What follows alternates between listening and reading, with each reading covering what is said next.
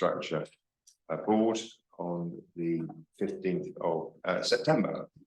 I haven't. Are there any fire precautions that I should be there at all? Just say that if the fire alarms go off, the exit straight through the corridor or downstairs, and we meet at the back of the building, and we will guide anybody through.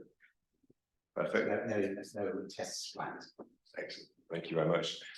And we have Paul Follows online with us, and Katie here, but I can't see anybody else. Sorry? Neil as well. Okay, thank you very much. Right, so I think we'll just head straight into the agenda, if that's okay.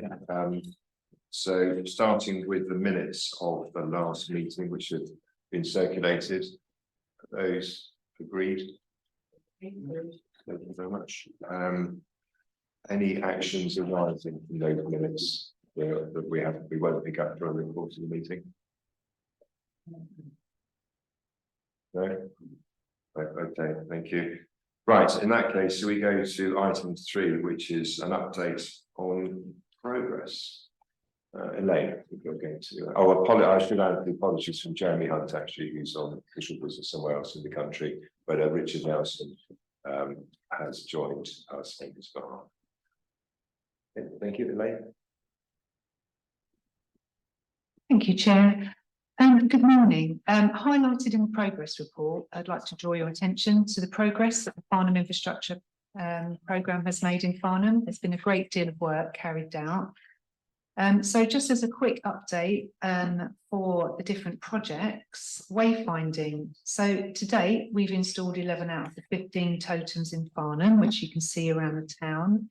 And in the background, we've been working very hard with South Western Rail and Network Rail for access and permissions to go onto their land. And now we have actually got permission, so it's great. So we will be installing the last 2 at the station at the end of September. We've also manufactured the totems ready for the adjacent Brightwells development, but obviously there's a lot of traffic management around that area, so the final 2 will go in as part of the town centre scheme. The next one is the 20-mile-an-hour speed limits and zones. Just to give you a brief update, the revised traffic regulation consultation for changing from the physical measures, which is from cushions to speed tables. There's also a crossing at Spring Lane Junction on the Upper Hell Road, commenced on the 17th of August and has concluded on the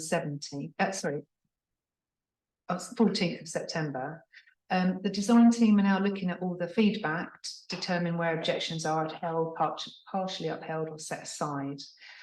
In relation to the consultation responses we got back, we've advertised the speed limits on this road as well, and we will be extending the extents from the Wings Road junction right the way through to Wood Road following feedback. Any questions? Okay. So an update on the town centre and Waden Lane. So Ringway have programmed to start on the 5th of October in the town centre. This will follow through from the town centre right the way through to Waden Lane, and it should be completed on the 23rd of October. There are some night works. They're quite localised, but it's just for the white lining, so the roundels in the road, and just putting up signs. So in certain traffic sensitive roads, you're going to be seeing obviously a little bit of night work, so we apologise for that, but it should be very minimal. Thank you. Borelli Park and Stride. So just to kind of give an update, this is a Riverside shared cycle pedestrian path from South Street to the Riverside car parks. It forms part of the medium-term interventions, and it's a priority east-west link in the LCWIP as well, which is we are delivering early. You may have seen some colleagues who are in the room at the moment. The teams from Surrey, Waverley and Farnham Town Council went out, had a look at the ecological and arboricultural constraints of the site. And we've also commenced the preliminary design. This scheme will require a planning application and a cycle track order. We have provided a formal response from Surrey to Waverley on the width of the bridge and shared the cycleway connecting Brightwell's Yard and Borelli Walk. So in essence, at the moment, we're all working hard. I don't know if Tim wants to come on about the delivery of the bridge, which is the adjacent Brightwell scheme. But at the moment, we're kind of taking that element out just so we can get on with the scheme, really.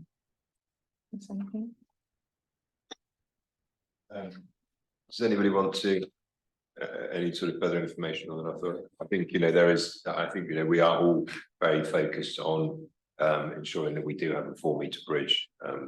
There are some planning issues around that, but I think, you know, I think we have a clear plan, a way forward in terms of how we're going to take that on. So hopefully over the next few weeks we'll get to a good landing on it. Yeah. The only thing I'll say, Chairman, is it's very important, as I think you know, to get Chris and Cotton on board on this. You have to do that. Those are the conversations that are being had alongside the need for an amended planning application. So yeah, and there were some general conversations with Crest. So hopefully all of those will come together shortly.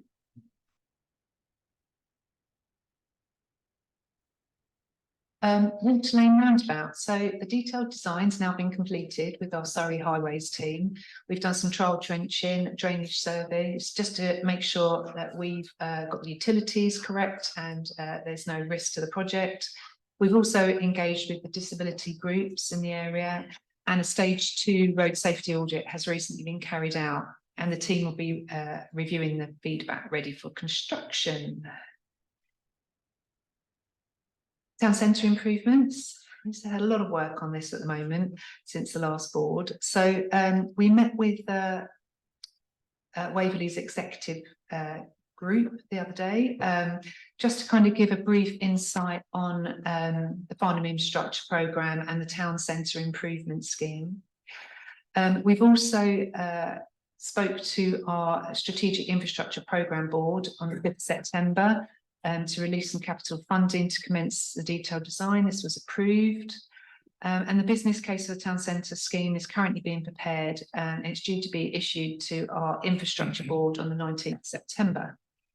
We had a really good meeting with the Surrey Coalition of Disabled Persons on the 20th of July, and feedback from this engagement has been shared with Atkins, our consultant, to inform the detailed design. Thank you everybody in the room for helping me with the business questionnaire, and thank you for those who took time to actually fill it in.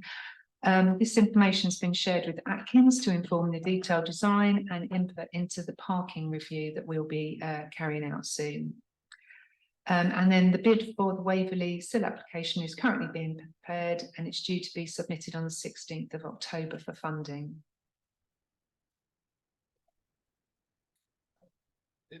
Ian, I think then Peter. Okay. It's just worth saying that council last night that full council welcomed the investment in the town proposals, and are happy to offer in-kind support and also a financial contribution once we also have the information from the SIL application.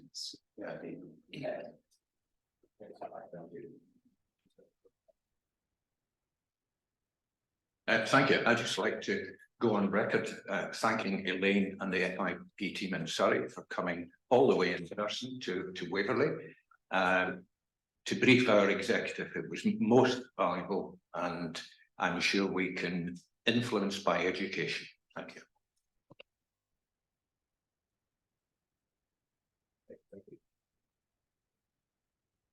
So on to local cycling and walking infrastructure plan, LCWIPs. Since we last met, obviously, as you all know, the LCWIP was endorsed and the report had final sign-off by our Cabinet Member for Transport, Infrastructure and Growth. And this is now being taken forward by a transport policy team. I'm going to pass over to Catherine Powell, who's had some localised meetings. Yeah, thank you, Elaine. As we discussed at the last meeting, the 3 Surrey County councillors have been working to hold a number of consultation meetings. Any moment now, hopefully. There we go. So we held 2 meetings in, not August, that should say July. I don't know how that says August, that's my fault. They're on the 19th of July and the 25th of July, so just before the school holidays. We had 2 meetings in North Farnham. We had really good participation from a wide range of stakeholders, which was great.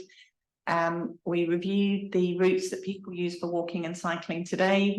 I think probably everybody in the room found out about a route that they didn't know existed, even though they live there. So that was an interesting, the need for walking and cycling maps was re-emphasised. We also then reviewed the routes that, you know, the people in the room felt would make a real difference if they were available or upgraded, but also taking into account the constraints that exist today, whether they be space, ecology or archaeology. And we've got 2 meetings for South Farnham, one of which took place this Tuesday, and another one for South West Farnham, which is going to be on the 25th or the 26th, and Michaela's working on organising that. Next slide, please, Katie. So one of the things it did prove is that we use an awful lot of different routes today. This was just the people in the room, and huge variety of different routes that people walk and take. Obviously depends on where they live, where they're trying to get to, but it was interesting. There were definitely routes that people didn't know about. Next slide, please, Katie. So as we went through the meetings, what we were trying to do was to ask people, if you were going to choose a route that you thought was going to make a real difference, what would you prioritise? Because, you know, we're being asked to pick routes that we think would create the biggest change to the people of Farnham today. And essentially we came up with a number of different routes that I think, generally speaking, the group aligned around, which I thought was really, really good and really positive. I think the key thing was about trying to look at walking and cycling together, but also taking account of the ecology that existed today. And you go to the next slide, please, Katie. The route that I think everybody really agreed on was the most important was a route along Webburn Road. We have more than 5,000 pupils a day trying to go to that road. It is, in terms of school roads in Farnham, the busiest road by some margin. We talked about the need to improve walking and cycling routes along that road. I'm pleased that Buller's Road has been identified as a potential school street, and the consultation on that will go out later this year. So that was the route that most people thought should be the top priority in North Farnham. Route B, which is an off-road route from Upper Hale, essentially from Upper Hale through the Webburn Road, through a piece of the land that's privately owned at the moment and has a live planning application on it, to create a link, essentially avoiding the very busy, very narrow roads that we have in North Farnham, was the second priority. The third was essentially a new pedestrian and cycling access from the Farnborough Road into Heath End School and William Cobbett, because Hale Reeds is very narrow. Sorry, another typo. Route F is essentially a crossing, it's near the Water Lane roundabout, that is at the Water Lane roundabout. It's actually the northern arm. It's a very busy walking and cycling route today, and there was a strong feeling that that needed to be improved. Route A was an off-road route between Upper Hale and the town centre, and Route D is the route further from the Webburn Road crossroads, that's essentially taking us to join up with the Rushmore cycle path. So they were the priorities that we discussed as a group. And then the last slide, please, Katie. Oh, okay, yours is okay. So we had 2 meetings in South Farnham. One was on Tuesday, it was held at South Farnham School. It was well attended. We had more people at that meeting than the previous 2 meetings, but we couldn't really get consensus around which route should be prioritised. There was consensus around some common themes. 20-mile-an-hour zone was definitely a common theme that came up in a number of areas. There was concern about how you cross the A31. I know that's something that this board has previously discussed. You know, how do you actually get across the A31? Whether, you know, and sorting out Hickley's Corner is clearly a key issue around that. There are a number of people talking about, could we not have more bridges across the road for people to walk and cycle? Could we not have an alternative route to Station Hill? Because obviously that junction is very busy. Crossing points on both Waverley Lane and Tilford Road to support children walking to school were raised. We had a lot of discussion about the school street that had been proposed on Menin Way, and I think it's fair to say that there weren't really very many people in support of that, and there seemed to be real concerns that it actually might create more issues than it would. And there were some interesting points that were raised that I hadn't necessarily thought about, but then I don't live in the area. And there was also a lot of discussion about park and stride and school buses, but there was a lot less consensus around which route should be prioritised. And obviously when we have the meeting on the 25th or 26th of September, you know, the three of us will sit down and have a good discussion before we meet with officers regarding which routes we should prioritise. I hope that helps. Sorry. Councillor Martin, I don't know if you want to say about your workshops. They're going to be confirmed. Thank you. Andy, it's going to go. Thanks, David. I'd just like to add, come on, oh, thank you. Just add to a couple of comments about Catherine said, and I think Catherine needs to be congratulated for all the work they've done, and it's very valuable. In terms of the South Farnham meeting, this is my area, a couple of interesting points I'd like to add. We did manage to get the school management along to the meeting, which I was pleased about. So Andrew Carter and the head teacher from South Farnham and the head teacher from St Polycarp.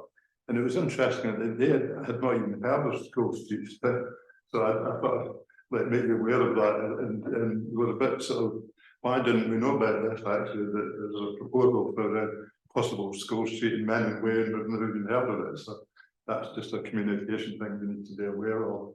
But we're very interested to be involved in the whole thing. The other thing to say is that there's quite a lot of concern amongst the local residents about the proposal for a cycle route in Waverley Lane, and that's one of the strategic routes shown. So local residents and the schools are concerned about that. Actually, there may be solutions to the problem, but I think people just need to be aware that. And the current proposal doesn't have much local support. That came out quite strongly in the meeting. Well, I think again, I'd add my thanks to the three councillors for the work that you're doing. I mean, and the whole point of this is to get that public feedback and then to come up with a prioritised list. So it sounds as if we'll hopefully get to that point within the next few weeks, and then we can kind of feed that back into the system. So yeah, thank you very much for that. Lane. We do have Neil on the call, whether Neil wants to make any comments. Neil McClure. Thank you, Elaine. Can you hear me now? I think I'm unmuted. Yeah, thank you. And yeah, really to echo the comments there from Tim just then as well. Yeah, thank you very much to the local councillors for the work you've done there to support this process. I mean, absolutely, the extra engagement is valuable and vital, to support what we're now looking to take forward, and very importantly, secure delivery, construction funding on the back of this. Which is obviously where we're all trying to get to. I thought maybe if I just sort of recap the what happens next and sort of the timeline of events, probably, which is valuable for everyone to appreciate and realise where we're going to. So yeah, so absolutely, we just found out this morning. So yeah, the last workshop with Councillor Martin due the end of this month. So that's really good. And obviously then there'll be a bit of a sort of a wash up feedback sessions, which Councillor Powell just alluded to there, in terms of bringing those bits together and coming together with a consensus of the priorities. What we're expecting to do ourselves internally, Surrey County Council and with the borough, is to do our equally do our same internal review of what's happened. And there's a review piece against the LCWIP report, of course. The the bits you see on the screen here in terms of the overlay and mapping of routes that have been prioritised through these extra sessions, and how the LCWIP process itself, and to bring that together to then be able to agree the priority routes to go forward. So in terms of timelines, I think given at the end of September final workshop, we're expecting to do sort of a week or so after that, the start of October, we'll do internal review. I think it'd be useful together with the three councillors if we then have a sort of a quick catch-up review session prior to the external workshop that we then hold to agree the priority routes and set the scene for what happens next. I think in terms of timeline, I think so we're looking at the back end of October for that final workshop piece. So I think probably outside this meeting, if Councillor Powell, if I direct to you, we need to agree that the list of stakeholders that we're expecting to invite to that event. And the idea being that we've got a period of time now to get that scheduled in and work towards that. So I'm comfortable that we can get there. To recap, in terms of budget, so we've got 100k is allocated from the Surrey SIP Strategic Infrastructure Programme. I am comfortable that there's a little bit of flex around that in terms of there's a limit, but we have an LCWIP programme county-wide, and I think based on the feasibility stage 2 work, which is what we're talking about here, moving into across the other areas of the county which are now into that stage, we're looking at, I think, around the kind of ballpark of 3 cycle routes and 3 core walking zone / routes to be covered by that kind of budget. As I say, there's a little bit of flex around sort of up and down on the figure depending on the route. And I think geographically, you've got the 3 councillor area involved. I think obviously it'd be quite nice to have a geographic spread here as well, of course, against the priorities. So I think we can work towards those kind of numbers within that area. Just again to recap for others, it's through the Atkins Commission that we're expecting to go forward into the stage 2 of the LCWIP process, which is the feasibility design development. And as I say, the work is underway for some of the other slightly more advanced areas of the county. So it'll be a very similar scope and proposal that we'll be expecting to do. So quite quickly on the back of having the priority routes, we'll expect to turn that around with Atkins. And then I think realistically there, we're looking at a November commencement of the work, which is a very similar timeline actually to the Waverley Borough LCWIP programme, which is already got the prioritised routes and is now signed off and waiting to move into the stage 2. Okay, I mean, any questions, happy to take those, but I'll follow up with Councillor Powell separately for the stakeholder engagement list, and we can start planning these dates in the calendar. So thank you. Thank you, Neil. I think that everybody's happy with that. So we'll look forward to things moving on to the next stage. Thank you. Elaine, I think we're on the A31.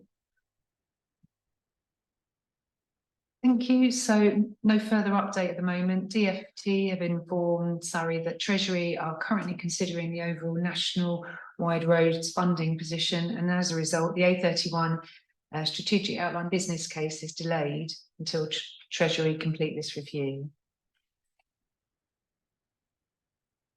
The Wrecclesham and Western bypasses, as reported before, where an environmental and cost report has been drafted by Atkins, and internally we're reviewing the next activities on these 2 projects. Wrecclesham Bridge. A team have worked hard. Thank you, Tim, for moving this forward with Network Rail.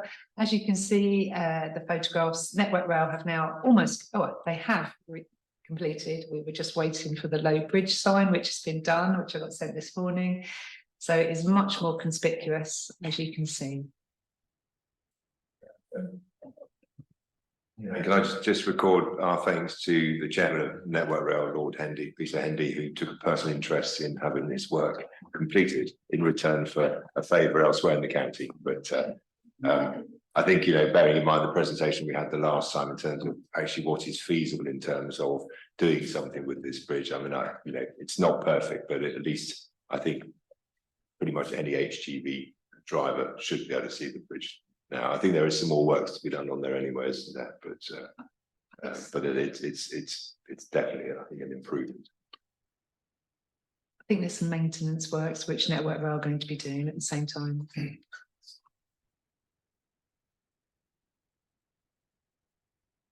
So just as a quick update, the A31 speed management scheme, this has now been installed.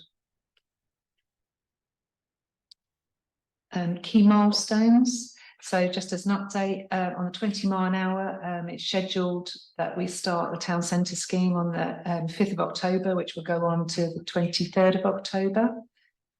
Wayfinding scheme, installation of the Farnham totems will be the end of September. Borelli Park and Stride, where the preliminary design has commenced. And then the town centre scheme, we've commenced the detailed design. So that's a quick update on programme. On to the next one, the risks. The risks are pretty straightforward, really. Funding availability programme-wide is always a risk.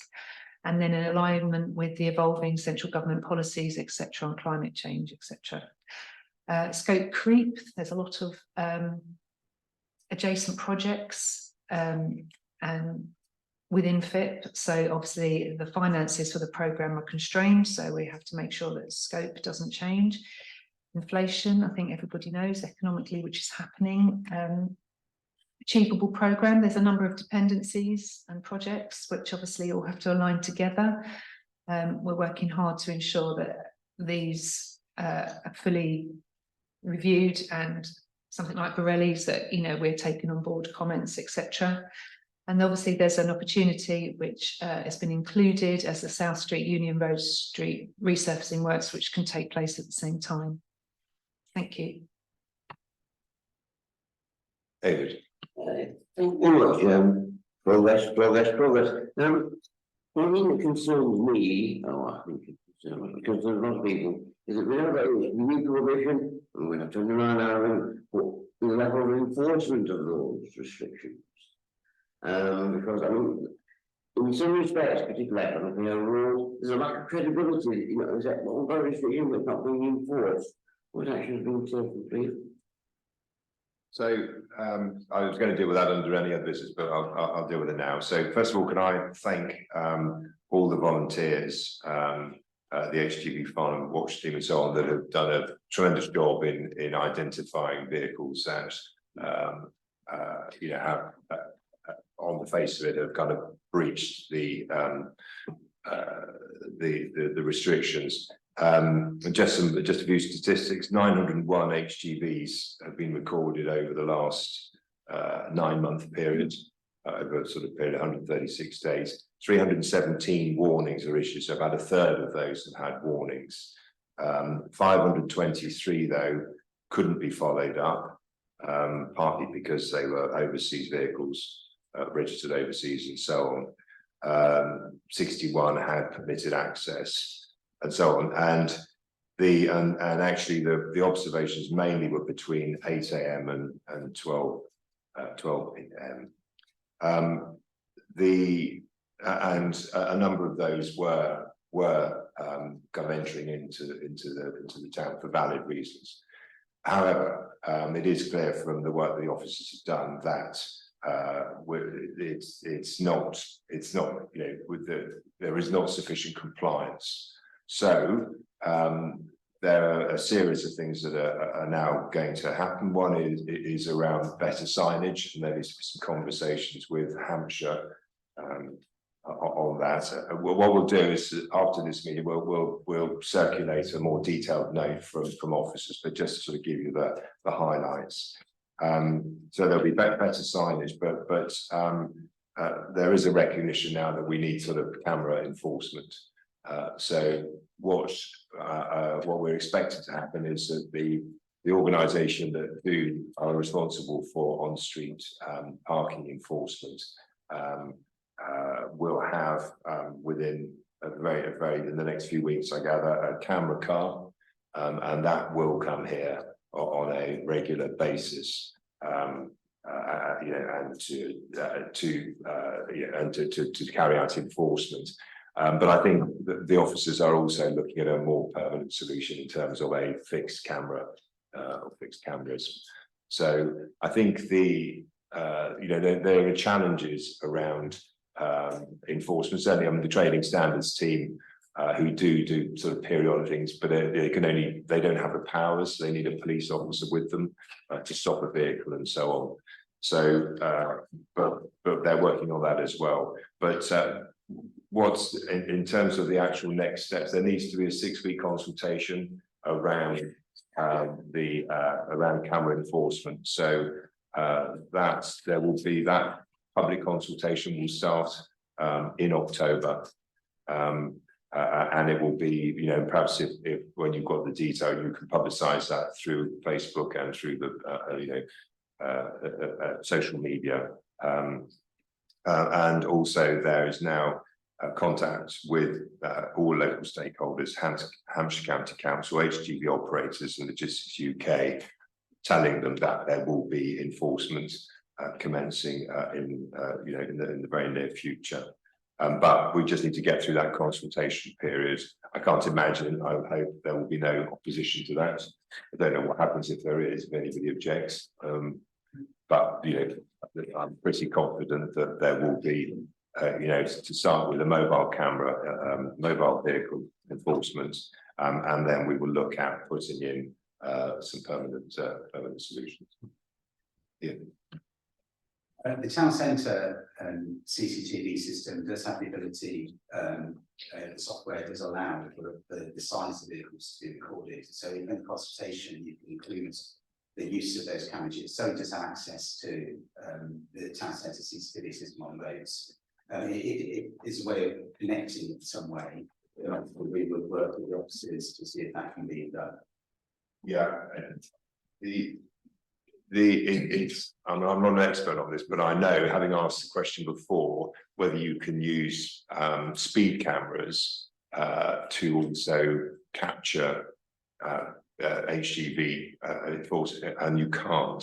There are some complications. It'll be some GDPR sort of technicality, but I think one of the things that we've been have been discussing with the Chief Constable and his team is whether we can use the data that's collected for other purposes, whether that can be used for enforcement, but I think that needs some national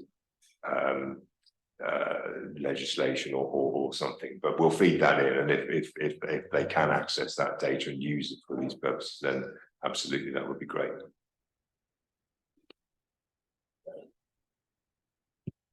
Thank you, Chair. I'd like to add my thanks to the voluntary group that's been doing HGV watch, and just the general members of the public. I know that we've had organised HGV watches, but we've also had people who've gone out on their own and taken camera, you know, taken photographs and sometimes had some interesting conversations with people. So I think it's very much welcomed and very much appreciated that Surrey is looking at this very seriously and supporting local people and trying to get this ban in place. And I think it is, well, not just in place, but enforced, because I think that, you know, having large HGVs down some of these roads does create real safety issues. And, you know, there is a real concern at the speed at which some of these vehicles are travelling. So I'm very hopeful that between the combination of the 20-mile-an-hour zones coming in and the HGV ban being enforced, that we will start to see real improvements in road safety in and around the town. And I'd like to have my personal thanks, because I know that you've been very supportive of the town on this issue. So thank you very much, Tim. Thanks, Senator. I had a comment. David also referred to 20-mile-an-hour speed limits, enforcing that. I just wanted to make a comment that certainly, as Catherine mentioned, there's lots of public support for 20-mile-an-hour in Waverley Lane, one of the areas. And the police attitude, as I understand it, David, that they will only allow 20-mile-an-hour because it's their responsibility to enforce it. They'll only allow it where they think it will have a positive effect, and where there's a degree of what they like to call self-enforcement. And this is a much bigger problem than just Farnham. This is a national problem, isn't it? It's a county-wide problem, and you will know more about that than me. But Surrey has a policy of moving towards 20-mile-an-hour, as I understand it, where we can, where it's the right thing to do. I think it is the right thing to do in Farnham. I mean, Councillor George Hest, who's the Councillor for Central Farnham in Waverley, he lives in West Street. He comments about seeing cars and motorcycles coming down West Street at 50-60 mile an hour in the evening and that sort of thing. And whether the 20 mile an hour felt with that remains to be seen, but it is a problem. So I just thought I'd add these comments to them. Yeah. Yes. Yes, David. Just briefly, I think Well, I don't want to do an issue like police staffing levels, let alone that you for being able to enforce it. Well, I mean, town council, like in yesterday, has pledged £516.50 for a new red island for community speed watch. So we're trying our best, and but it is a big issue, and it does need some resolution. And I'm afraid people do not understand unless they get it in their pockets. Well, I think the resolution is to have enforcement. I mean, I think, you know, we know that from other parts of the county that where you put in HGV bans, it does take a while for for operators to abide by them. You know, we know that it needs to go from sat navs and so on. But I do think that you know, if people know that you know, I was coming when I was coming down here this morning. There was a police camera, speed camera on the vehicle on the side of the road, and all the locals who go down there regularly know where that vehicle is, and you know, about a mile before, everybody slowed down to 60 miles an hour. You know, I think once some of these operators have been prosecuted, fine, then it will. But I think, you know, all we can do is put in some cameras and take it from there. On the 20 mile an hour, I mean, I think I don't think we need the police's consent to introduce a 20 mile per hour speed limit. The issue is, though, they have said that there is a degree of reluctance to enforce because they don't have the resource to do that. And again, one of the things I'm waiting to understand from the police is if there is a fixed speed camera for 30 mile an hour, whether that can be changed to 20 mile an hour and so on. So, but you know, it is at the end of the day, you know, this is about changing people's behaviour as much as anything else, and there's only so much you can do to encourage that, but that's what we need to do. But certainly the county's policy is, where appropriate, to introduce 20 mile per hour zones, and as we know, particularly around schools and where there's a lot of pedestrian traffic. Okay, Elaine, thank you. You finished? Oh, nice, goodness. Catherine. If we're on AOB, I'm going to raise a subject that Elaine's not going to like me for raising, but I would like to still put on record that I think all of the local councillors are very concerned about the phasing of the works in the town centre, and that we do really want to have some discussions, you know, prior to the detailed design being, we don't believe it's dependent on the detailed design, but to be able to look at, you know, when we close Downing Street, what are we going to do? When we close South Street, what are we going to do? Do we have to close South Street because South Street is wider? Maybe we can do one lane at a time. But the roads that are going down to one lane, like Downing Street, like the Borough, you know, what are we going to do to mitigate the impact? Because the people of Farnham are still reeling from the closures of West Street. The businesses are still struggling, and we need to try to do whatever we can to help them. And I really would welcome a date in the calendar, as we discussed at the last meeting, as soon as possible, to be able to start those conversations. You know, whether it be about buses or whether it be about, you know, all sorts of different things.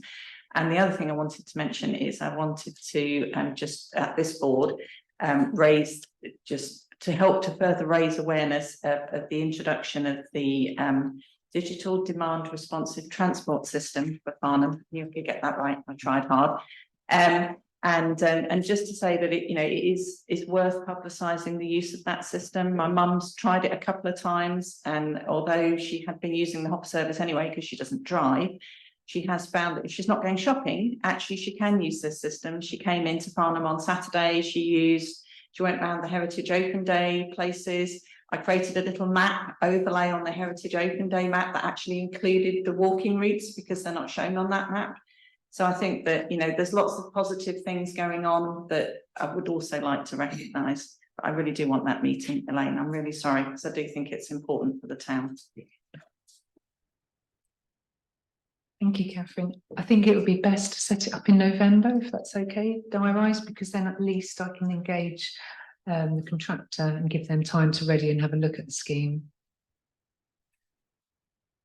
with the best will in the world, I don't think it's about the contractor. I think it's about the fundamentals of what happens when we close a road in our town based on the knowledge of the people who live here. Sorry, I meant the members, the contractor and our network management team. I think, sorry, I missed that out.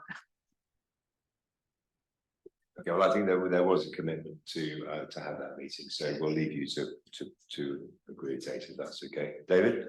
Yeah, I am, but it's important at this meeting that certainly the local bus operators have been involved. And we don't have to East Street, we've got to Downing Street. These are critical bus routes in the town, and I think it's important that they were involved fully in these. Thanks, David. I have a meeting with the bus operators on the 11th of October. Yeah, well, what we contractors left is moving this thing about Brighton Hall. We've got not already in this part. Yeah, I mean, I think, you know, I would expect that the officers are going to engage with all organisations and stakeholders that are going to be affected. So I was also going to put a plug in for a DDRT, Surrey Connect, as it's called, which has now come to Farnham. And if you go on the Surrey County Council website, you can find full details of how to access that service. But it is, you know, I think, proving to be popular. It will take a while for people to hear about it, but you know, you can pre-book it or you can hop on. And you know, and then it's a key part of our county strategy to create better public transport. We know that we're not going to get people out to their vehicles unless there is an alternative. Well, hopefully that's walking, cycling, minibuses, little electric minibuses, and you will have electric buses. They're already here, are there 4 of them here, are they now? Yeah, with the DFT and Surrey funding, town council put in some money to actually get the final bus. So all 4 regular buses operated by Hopper in Farnham are now electric. Plus we've got the new ones. I think they're waiting for the delivery of the final ones. The principle is that they're all going to be electric, but they're not all operating just yet. Yeah, I think there's been a bit of a delay in the delivery actually of some of those. Okay, I've just got one other item of AOB, but is there anything else? Can't believe we've got through this so quickly. Well, that's a positive because that means that things are moving forward, which they definitely are. So, any other business from anybody? No, in which case then just simply to thank Katie. Katie, this is her last meeting today, and I'm told you was going to be a vocational project manager at the Natural History Museum. So that's a slightly different role, I suspect, from the one that you've done here. So on behalf of all of the team and all of us here, thank you very much for all your hard work on this project, and good luck in your next role. Okay, so that brings us to the end of this meeting. And I should know, does anybody know the date of the next meeting? 15th of December. Crikey, Christmas.